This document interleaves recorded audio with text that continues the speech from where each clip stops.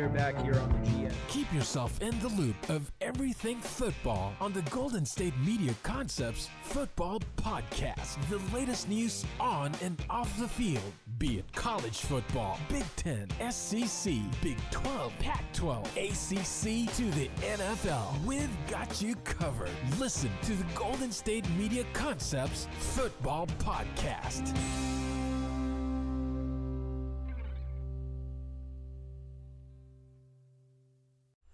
And welcome everybody to another edition of the GSMC Football Podcast, brought to you by the GSMC Sports Network. I'm your host, Kenneth Grunfelder, and it's great to have you guys here on this Wednesday. We have a lot to talk about on today's show, as we normally do.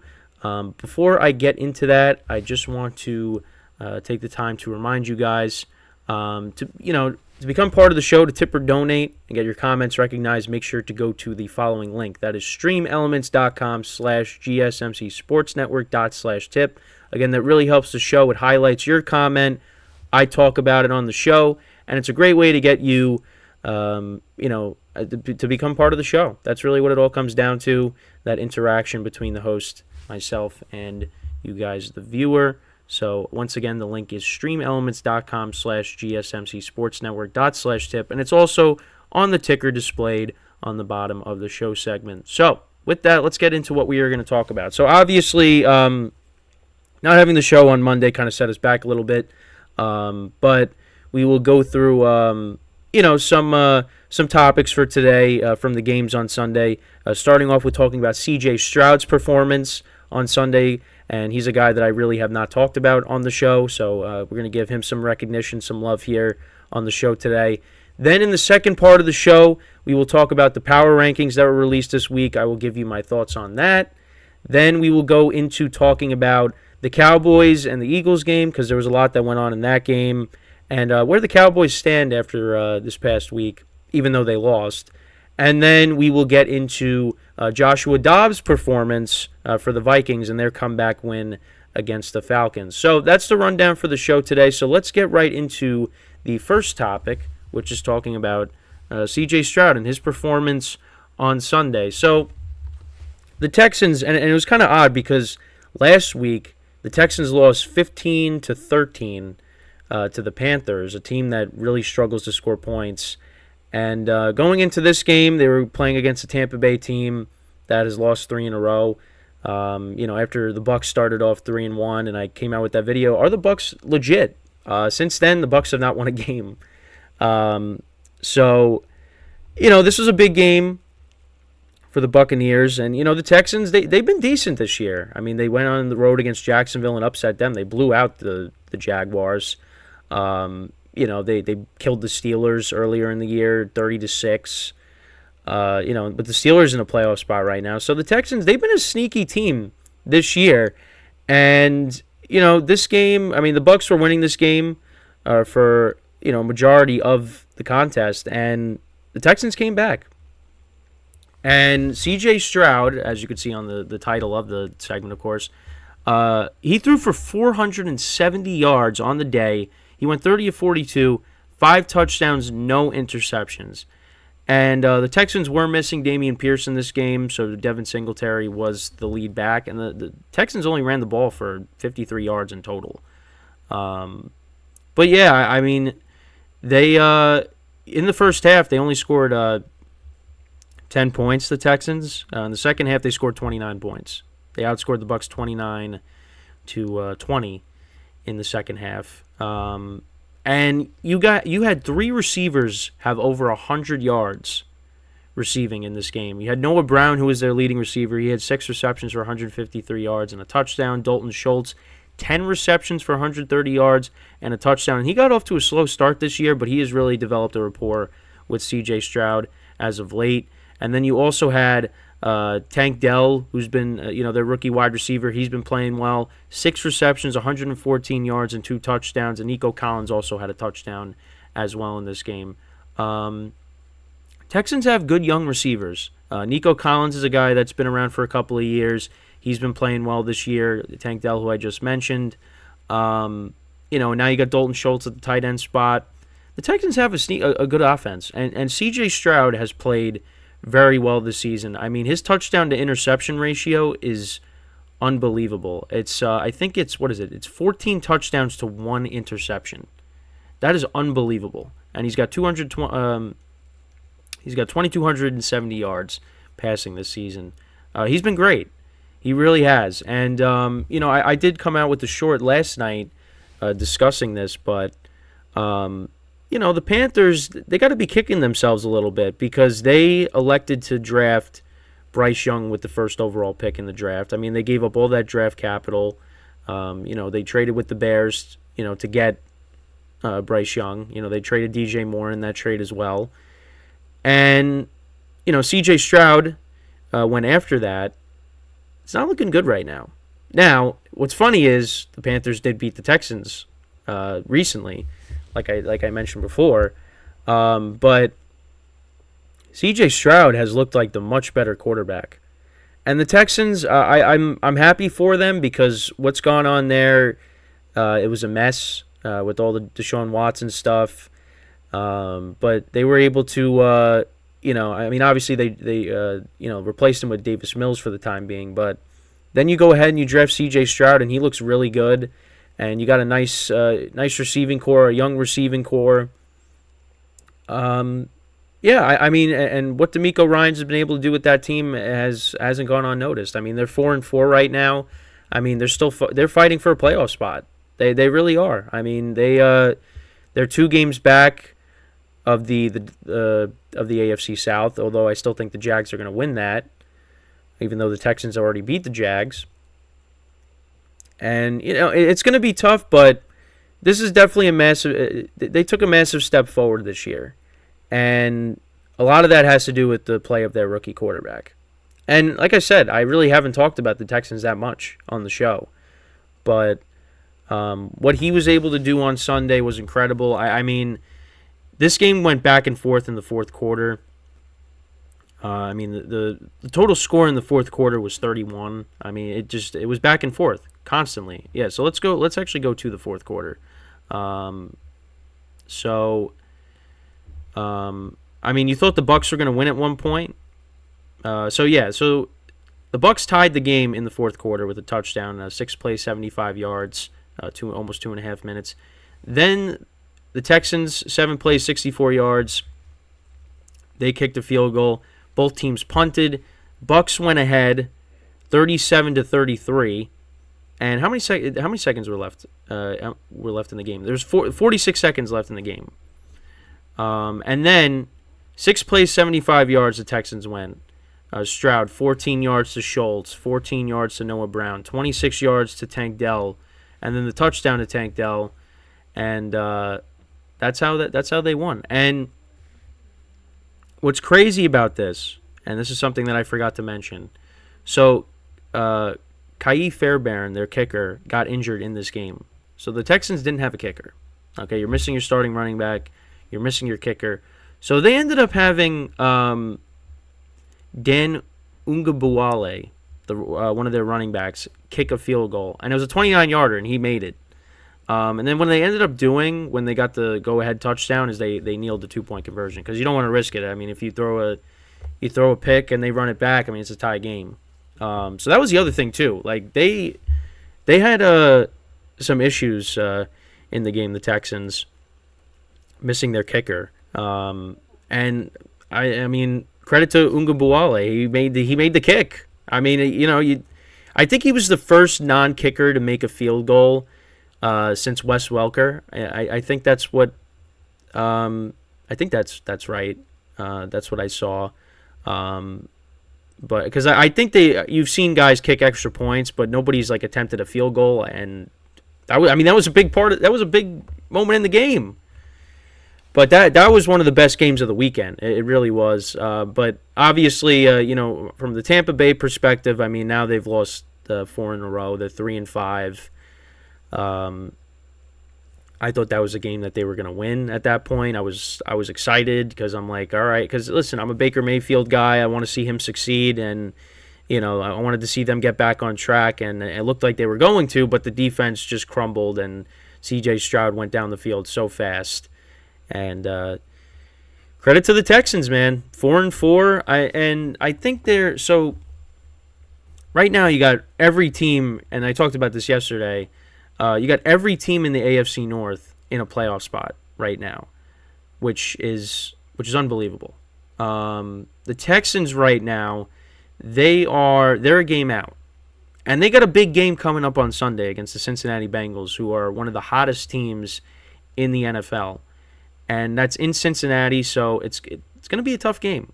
It's going to be a tough game, but let's look at the rest of the Texans schedule. So they got the Bengals, then they got the Cardinals with Kyler coming back, so that's not going to be easy.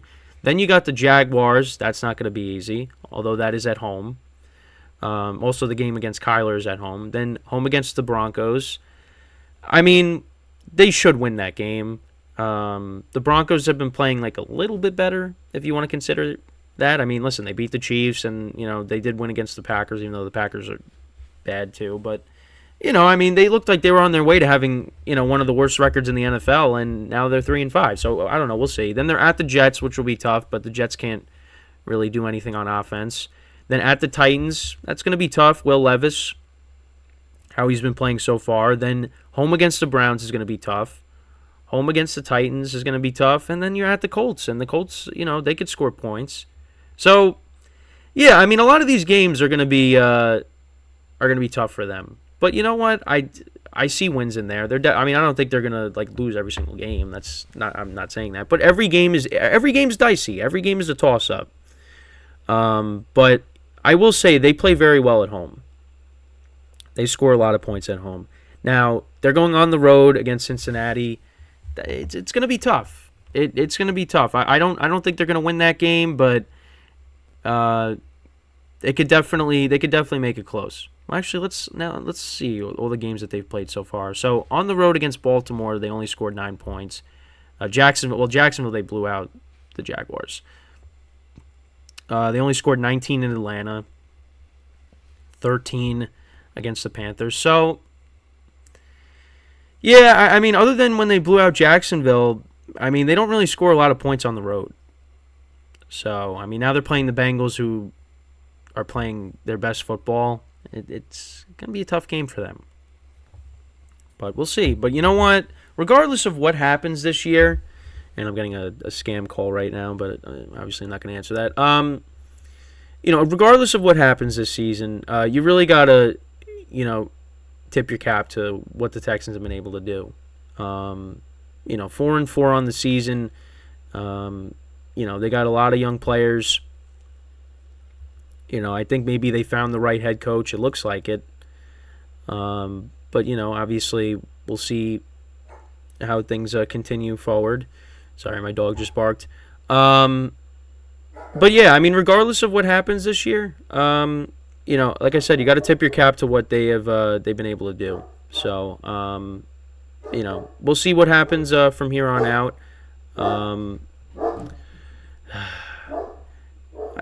Sometimes with her, she just barks at nothing. Now, I don't know if it's like the mailman's here or something. Hopefully it eventually stops. But yeah, you really got to credit what they've done, and we'll see what happens going forward. But they got, like I said, every game is a toss-up right now. So we'll see. So with that, we're going to take our first break of the show. Hopefully my dog stops barking, which she has. And then when we come back, we will discuss the power rankings. We'll see where the Texans were ranked this week. So stick around, and we'll be right back here on the GSMC Football Podcast.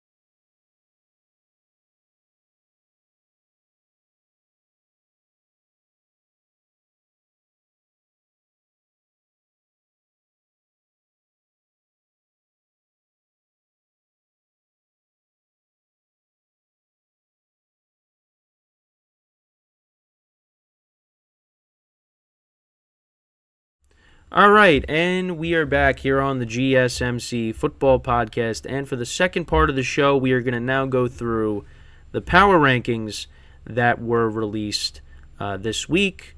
Obviously, this is something that we try to do every single week. I just go through what NFL.com comes out with. I just go off of their power rankings. I start from the bottom and work my way up, and I say whether I agree or disagree with some of the decisions that they made with these power rankings. So let's go right through it. So starting at the bottom, we have the Arizona Cardinals at 1-8. Yeah, I mean, them and the Panthers 32-31. I can't really disagree. I mean, the Cardinals really did nothing on offense on Sunday against the Browns. Clayton Tune got the start. And yeah, I mean, in the description, being overwhelmed. Yeah, he was overwhelmed. They just could not get anything going on offense. And they are going to be getting Kyler Murray back this week. They're also going to be getting possibly James Conner back, so that would be huge. So with the Cardinals, although they're not going to make the playoffs, they're not going to win 8 straight, but they could definitely finish with a more respectable record with those guys coming back. But I can't argue with that. I mean, the Panthers as well. They're playing on Thursday. They struggle to score points. And Bryce Young did not have a good game against the Colts. He threw 2 pick sixes, and once again, dogs barking. He threw 2 pick sixes, and yeah, like I said in the first segment, I mean, Panthers might have made a mistake, but who knows? Maybe it's too soon to tell. I don't know. This team could very well be the worst team by the end of the year record-wise, and that's the Giants. They're at 30, 2-7 on the season. Tyrod Taylor on IR. Daniel Jones tore his ACL on Sunday. So Tommy DeVito looks like he's going to be the starter. They did bring in Mac Barkley.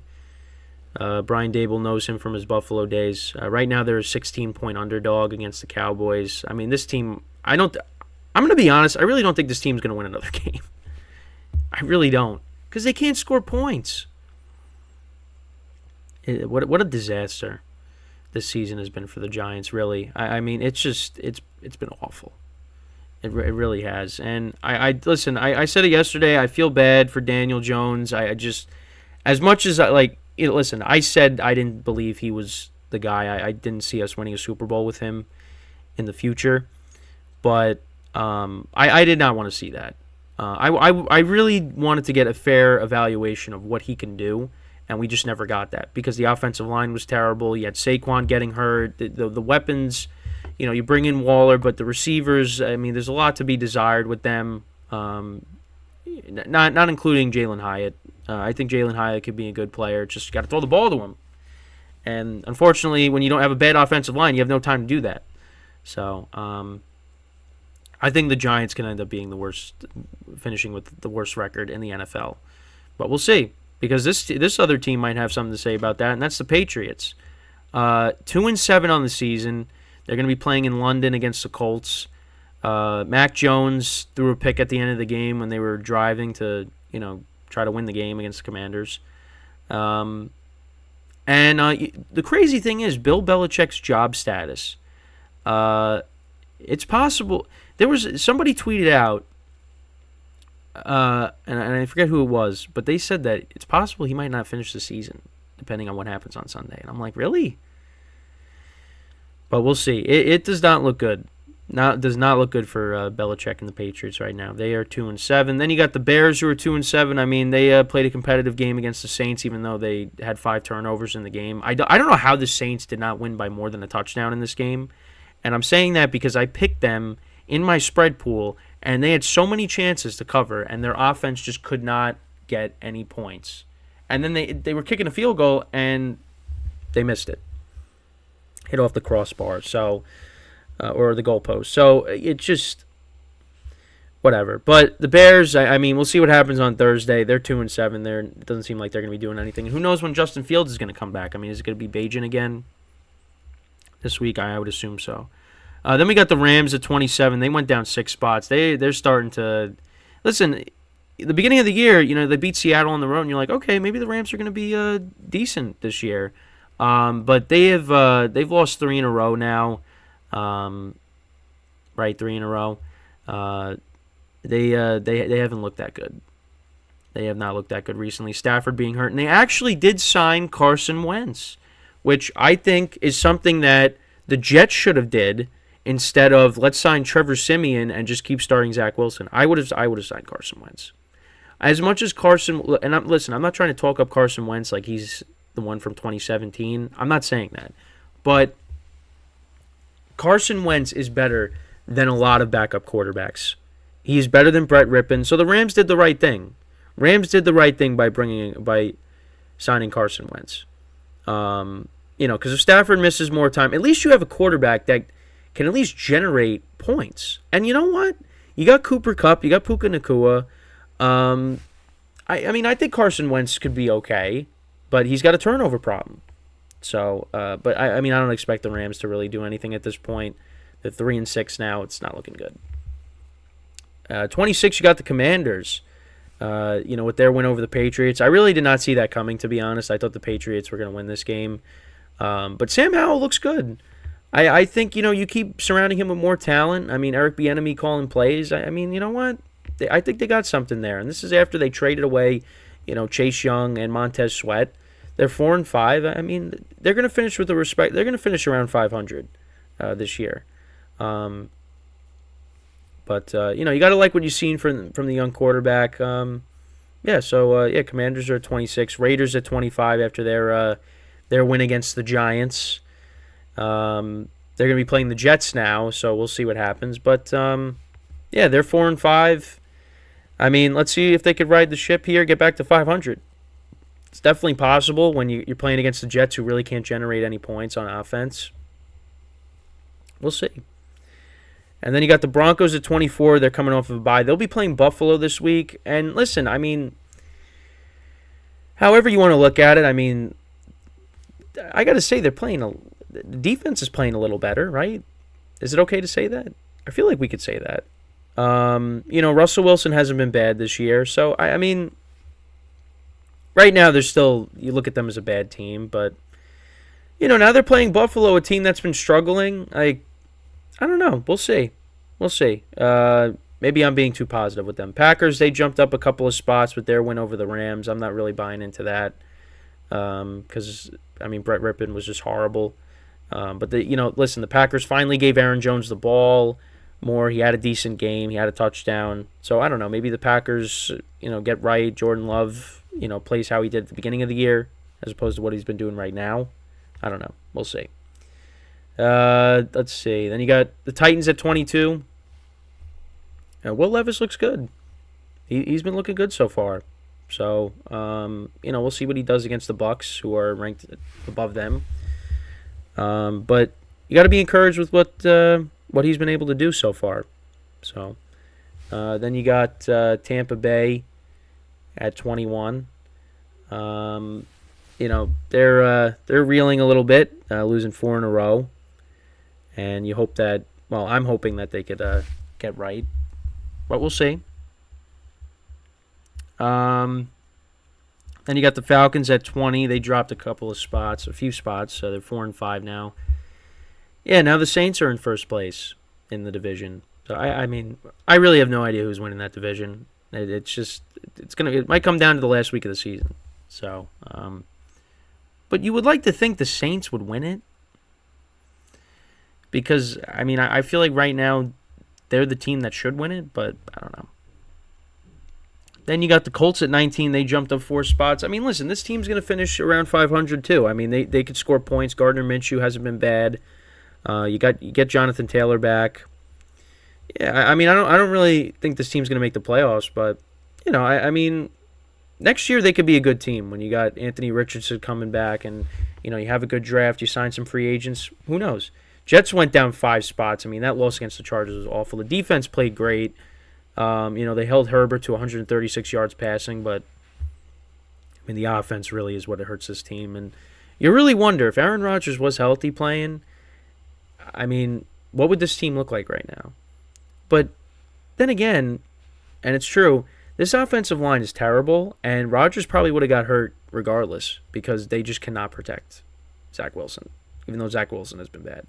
Vikings at 17. We'll talk about them later in the show, but that was a big win. Now they're over 500, and I think they could find their way into the playoffs and get that 7th wild card. Now, I don't really expect them to do anything other than that, but hats off to Josh Dobbs, really. And we'll get, like I said, get into that in the final segment. Chargers at 16, they get themselves back to 500. I think this team makes the playoffs as a wild card. I just think they're too talented to not to, but we'll see. It is the Chargers. Texans at 15. I mean, we talked about them in the last segment. That's a team that's going to be fighting for a wild card. The Steelers are at 14. Their offense is not very good, but the fact that they are 5-3, it's a credit to the coaching staff. Credit to the defense. Mike Tomlin is his head coach that has never finished with a losing record, and that's probably going to continue. But they really got to get things figured out on offense. Also, what's going on with George Pickens? With what he's been doing on social media, and the Steelers might have another head case on their hands, unfortunately. Saints are at 13. Now they're 5-4. I mean, listen, the Saints, they should have a winning record. They should be the team to beat in the South. They should be. But I'm still worried about them when it comes to consistency. Seahawks at 12. I mean, they got blown out by the Ravens, but that really shows you how good the Ravens are. And I did say this, but Seattle's going to have to upgrade at quarterback. I said, even though Geno Smith, it's been great what he's been able to do with that team, Seattle's not winning a Super Bowl with Geno Smith at quarterback. They need to upgrade there. But that doesn't mean that Geno Smith can't find a job elsewhere or he can't go back to being a backup quarterback. But I don't see it with I don't see Seattle winning a Super Bowl with Geno Smith. But they're still a good team. Seattle is still a good team. But you play against these better teams on the road. The Bills are at 11, 5-4 now. I got to be concerned with them. Really, offense has not looked good the last couple of weeks. The consistency, they have their moments. I mean, they went down the field, their first possession against the Bengals to answer their touchdown drive, but that was it. So I don't know what happens moving forward. Browns are in the top 10. Defense looked really good against the Cardinals, even though they're playing against a rookie quarterback. Now they got a tough game against the Ravens, so we'll see what they're really made of. Deshaun Watson, though, still doesn't look good. Bengals, I think, should be higher than 9. I think they should be ahead of the Cowboys, who are at 8. I think they should be ahead of the Niners at the moment because they beat the Niners. I'd even put them ahead of the Dolphins. I think they should be top 6, top 5. I think so. Because right now you got the Dolphins at 6, Lions at 5, Jags at 4, Chiefs at 3, Ravens at 2, Eagles at 1. I think the Jags are a little high. I think the Jags should be lower. I think the Bengals should be higher. 49ers, let's see what they do. I mean, now if the Jags go and beat the if they go and beat the Niners this week at home, I mean, then they are fine where they are. But right now, the way the Bengals have been playing, I would put them higher on the list. I just would. Eagles and Ravens and Chiefs are the top 3. I have no problem with that at all. I have no problem with that. For me personally, I would probably put. I'd probably do the Eagles 1, Chiefs 2, Ravens 3. Now, people are going to say Ravens look better than the Chiefs right now, and they do. They do, but I'm not going to put. I'm not going to put the Ravens over the Chiefs just yet. So, but Ravens look really good. They look really good. Chiefs, they got to figure it out on offense. I get it. So, all right. So with that, let me know what you guys think of the power rankings. My thoughts on them. So before we go to break, again, I just want to remind you guys to tip or donate, get your comments recognized. Make sure to go to the following link. That is streamelements.com/gsmcsportsnetwork./tip. Again, that really helps the show, makes it more interactive between you guys and myself. So make sure to do that. The link, once again, streamelements.com/gsmcsportsnetwork./tip. And it is also on the ticker on the bottom of the show segment. So we're going to take our second break of the show, and then when we come back, we will discuss the Cowboys-Eagles game. I know I glossed over it yesterday very quickly, but we will go into more detail with that on the next segment. So stick around, and we'll be right back here on the GSMC Football Podcast.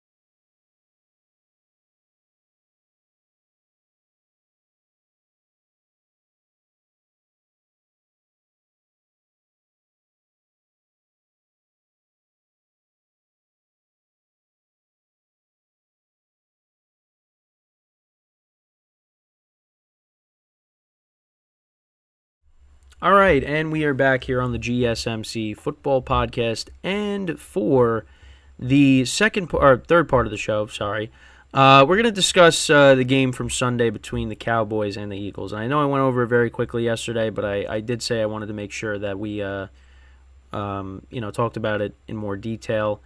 This was a very good game, very entertaining. I know going into this game, this was kind of the first time in a while that we were going to see both starting quarterbacks face off against each other, Dak Prescott and Jalen Hurts, because, again, I'm going to say it, last year in Philadelphia, you had Cooper Rush starting for the Cowboys, and then in Dallas, Jalen Hurts was hurt with I think it was the shoulder injury. So Gardner Minshew stepped in, and he played in that game. So this was the first time these two quarterbacks faced off in a while, and it was a very good game. And I know I talked about it yesterday. I made sure to give Dak Prescott his credit. He played a very good game. And I'm going to be honest. I kind of thought that it was going to be another one of those. He's going to turn the ball over, and that's going to cost him. But you know what? They should have won this game. They left some points on the board, like late. What was it? Late in the third quarter, right? They go for it on 4th and goal. Was it the third quarter? No, it was the fourth quarter. Wait, let's see, double check. No. It was in the third quarter.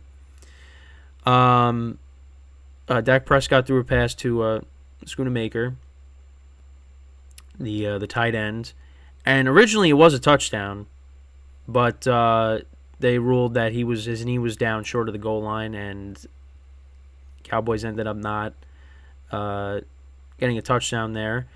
So that would have made it 28-23 at that point, because the Eagles on the previous drive went 11 plays, 87 yards for a touchdown. That was a touchdown to A.J. Brown, who's been on a tear since the Week 3 incident against the Bucs. Then the Cowboys did get a touchdown on their next drive. That was to Tolbert for 7 yards. They didn't get the 2-point conversion. Originally they did, but they reviewed it and Dak Prescott stepped out of bounds. So because of that, they when they were going down the field, instead of going for 3, they had to go for 6, and they didn't get it. Then the Eagles, on their next possession, they actually almost fumbled the ball back to Dallas. DeAndre Swift fumbled, but the Eagles got it back, and that would have been crazy. But then the Cowboys ended up getting the ball back.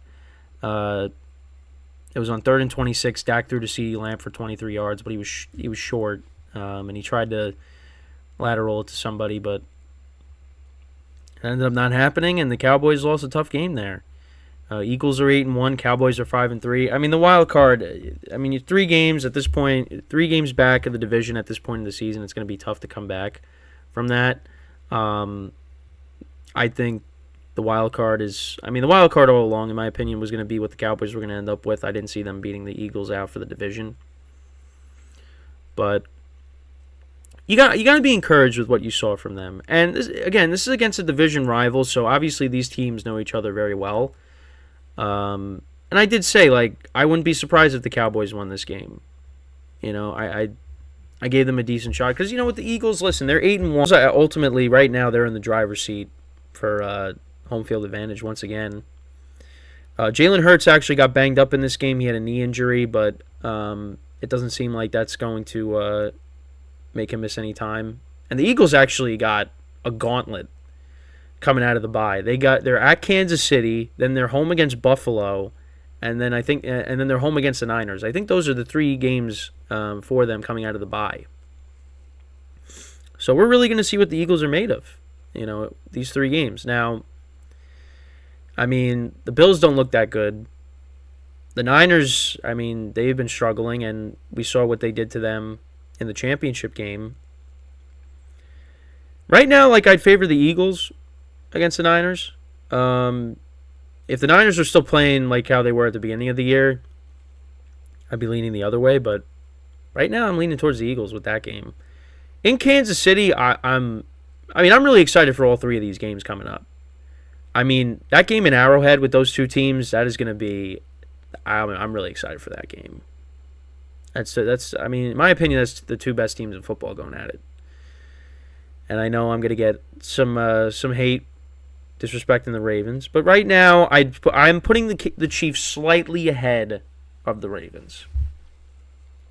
But I mean, I got to tell you, Ravens play the Chiefs. I mean, I don't think they play them on the schedule this year. And I don't think they played them last year either. I think the last time they played him, I think, was 2 years ago on Sunday Night Football in Baltimore when the Chiefs. I mean, Clyde Edwards-Helaire fumbled, and Lamar went for it on 4th down in their own territory, and they got it.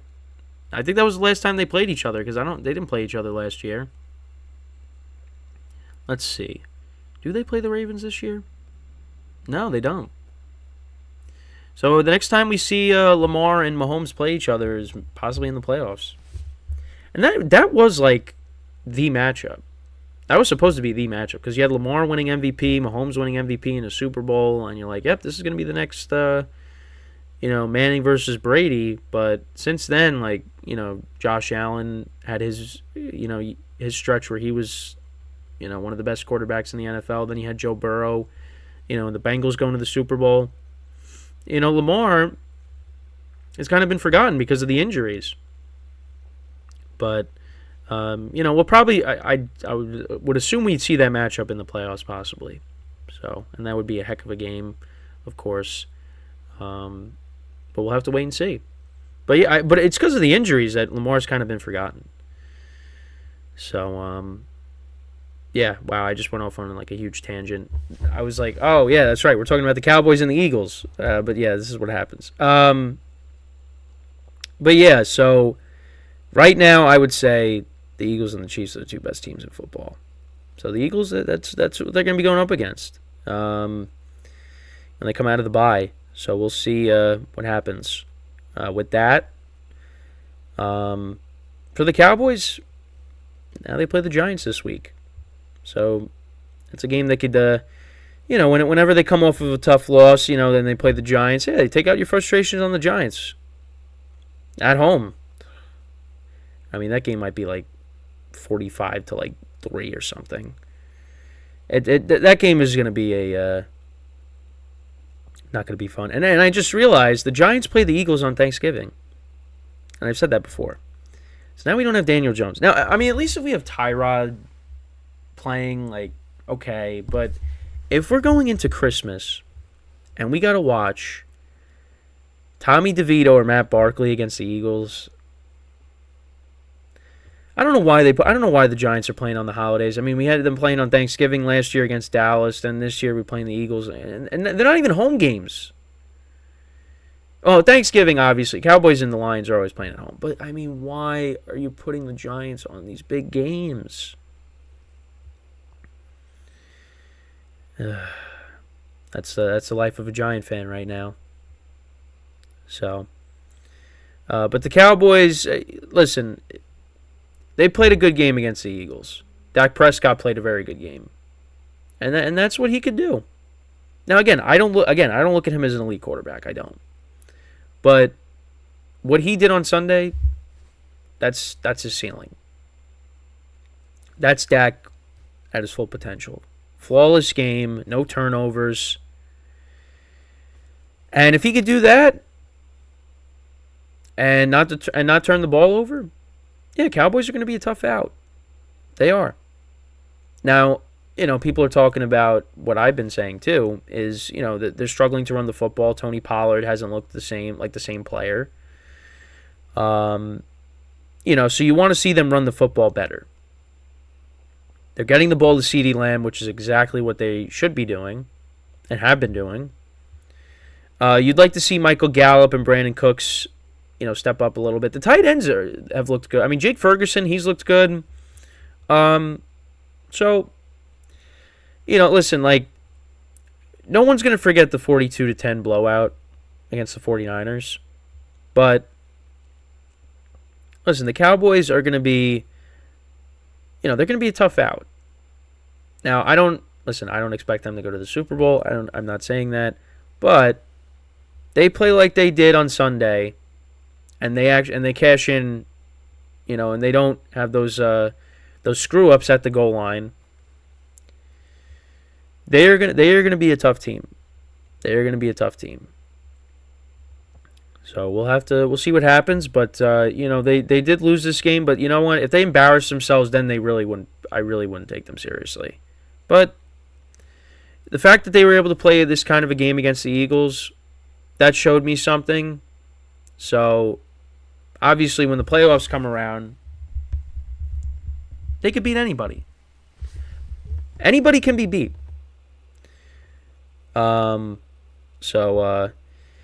Yeah, we'll just have to, like I said, we'll just have to wait and see how the rest of the season plays out. But you know what? If you're a Cowboys fan, I guess you got to be encouraged by what you saw. Obviously, you would have liked to have won. But, I mean, they could have, like I said, they could have got blown out. I mean, when they went down 2 scores, you thought, yep, this game's over, the rout is on. But the Cowboys, they hung in. And they kept it close, and they had a chance to win the game. I mean, they did penalties kind of helped them out, because they started at at their own end zone, basically. And then they got 2 penalties that put them into, field goal range. Well, yeah, field goal range, but, they weren't going for a field goal. They're going for a touchdown. And that got them closer. And I'm sitting there going, the Cowboys are going to win this game because of penalties. And that didn't happen. Dak took sacks, and they couldn't get the job done. So, we'll see how it plays out. So with that, we are going to take our final break of the show. When we come back, we're also going to talk about another quarterback and their good performance on Sunday, and that is Joshua Dobbs leading the Vikings to a comeback win against the Falcons. So stick around, and we'll be right back here on the GSMC Football Podcast.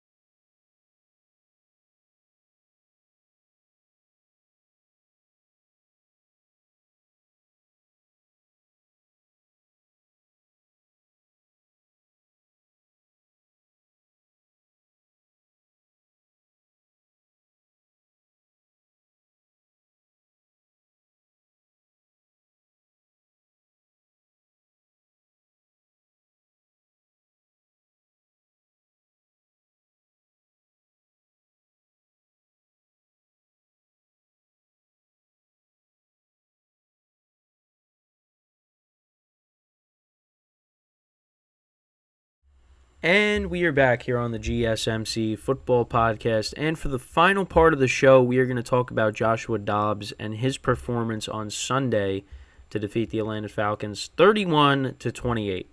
So this game was interesting because Joshua Dobbs, he wasn't slated to start. He was the backup quarterback. But, he comes in, doesn't know the playbook, doesn't know his teammates. He wasn't expected to start in this game. And the Falcons, it looked like if he didn't come in, Falcons were winning this game. Falcons were going to win this game. So Jaron Hall, he got the start.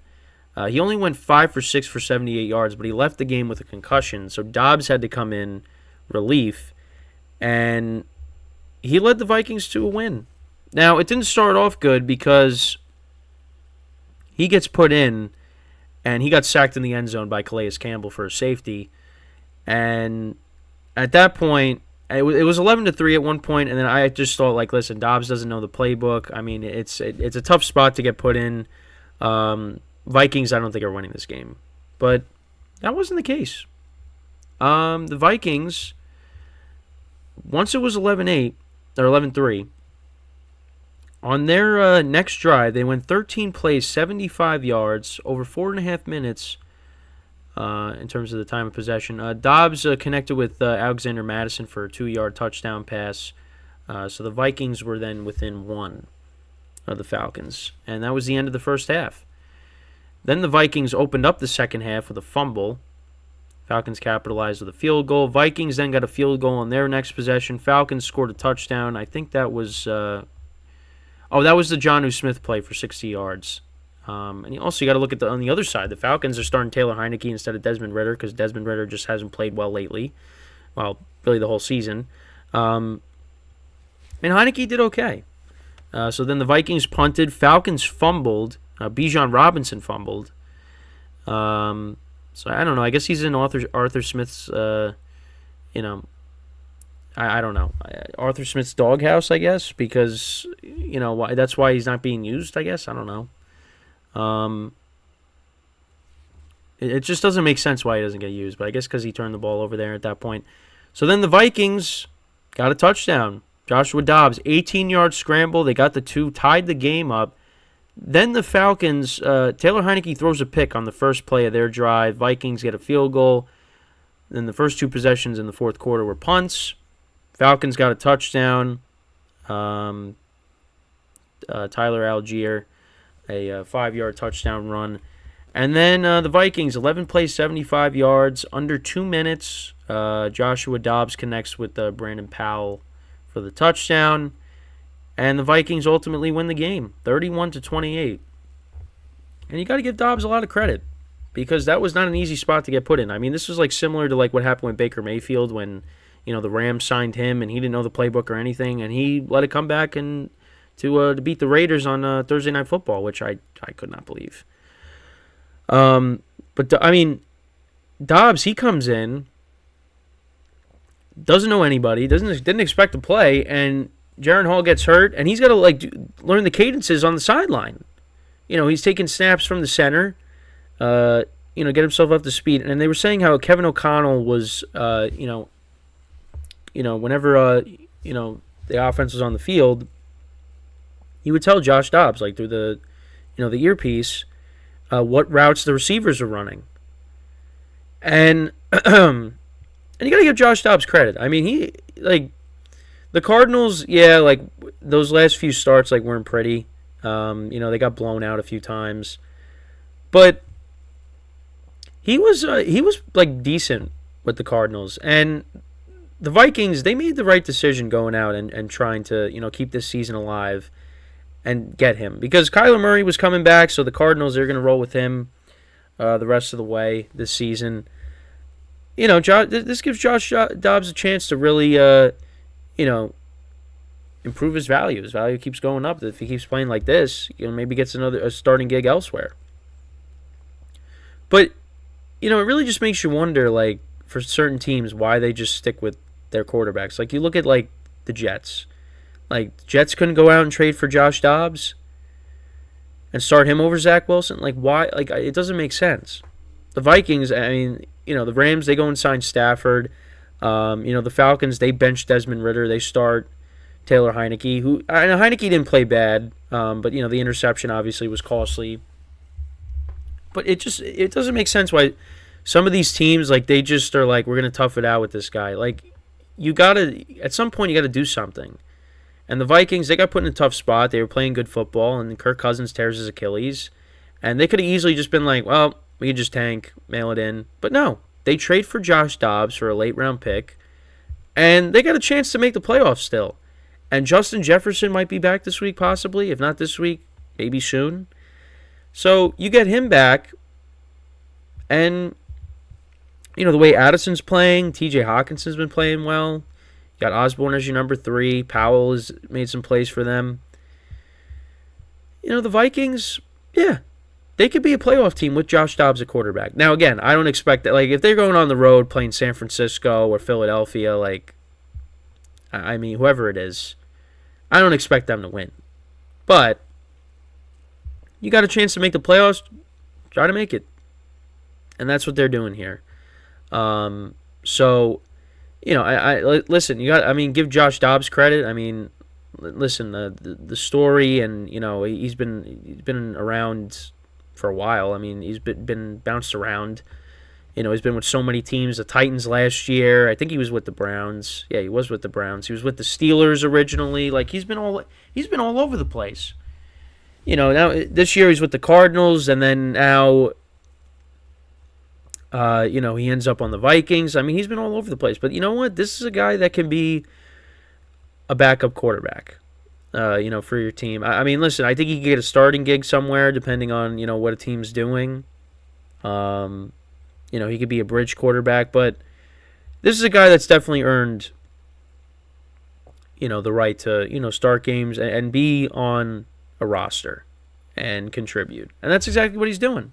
He's played well this year. He played well in this game, and you're with a better supporting cast now than you were with the Cardinals.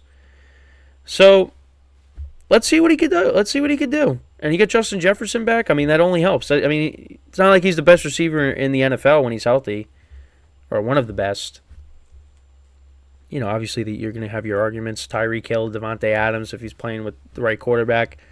Yeah. So.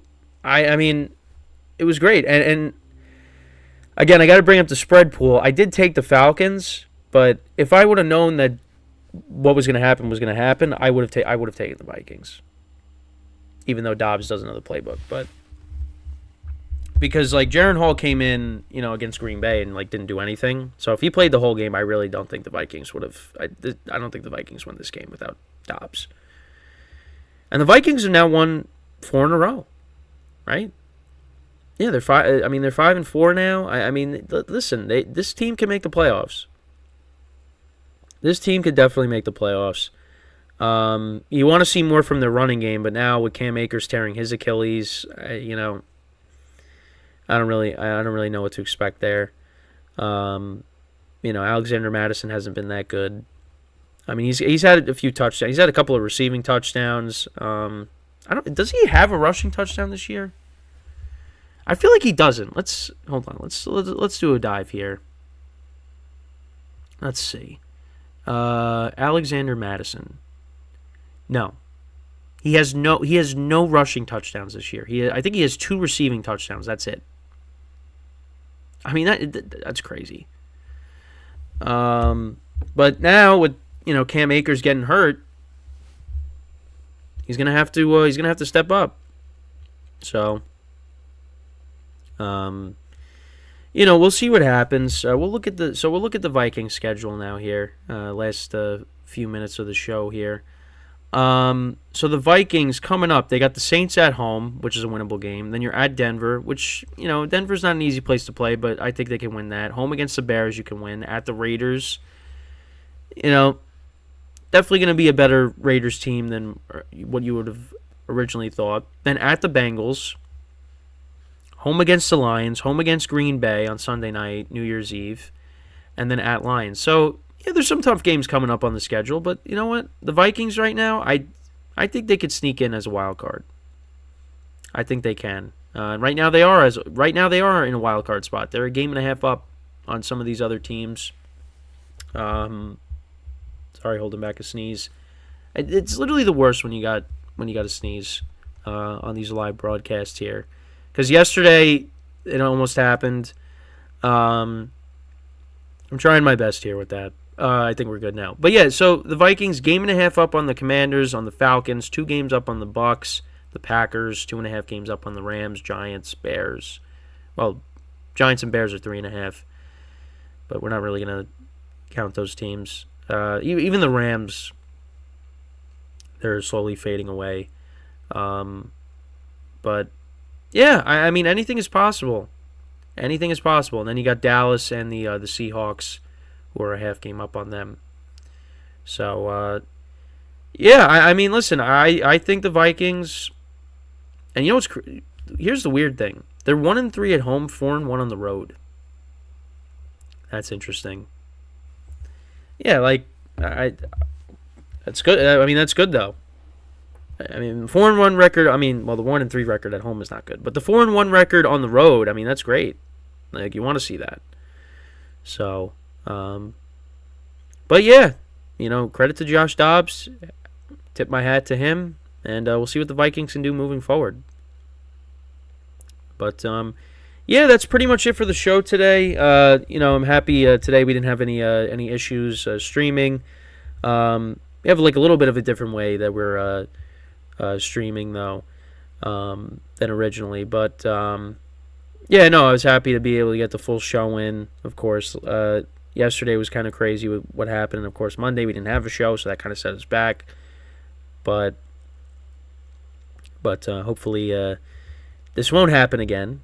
But you never know, things happen. But yeah, thank you guys for tuning in today. Make sure to tune in tomorrow. Obviously, we got the Thursday night game to start off Week 10. Week 10 we're in. I can't believe it. So we'll make sure to preview that. Come up with some other stuff to talk about as well on the show tomorrow. And then, of course, on Friday, we got our doubleheader, football, and then baseball after that. And then that's basically it for the week. And then make sure to look out for all the shorts that are coming out. We got other shorts besides, the hosts doing shorts as well. We also got, some other content with that as well.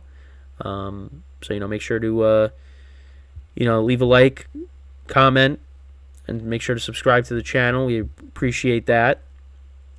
I'm going to make sure to try to have yesterday's show reposted. So in case you missed anything from yesterday, I mean, the full live stream is up, but also I'll have the 4 parts for the show up as well by the end of the day today. So, but yeah, that's pretty much it for me. Again, I thank you guys for tuning in, and once again, for the shows coming up, if you want to get your comments recognized, make sure to go to the following links: streamelements.com/gsmcsportsnetwork./tip. Again, it's a great way to interact with me, the host. Get yourself out there. Your comment gets highlighted on the stream. But yeah, that's basically it for me. Once again, thank you guys for tuning in. Make sure to tune in tomorrow, 11 a.m. Eastern Time, and I will see you guys then. So with that, that's all the time that we have for today. Once again, thank you guys for watching. We'll be back again tomorrow. Well, like I just said, 11 a.m. Eastern Time. And until then, I'm Kenneth Grunfelder signing off. I'll see you then, and take care. Have a good night.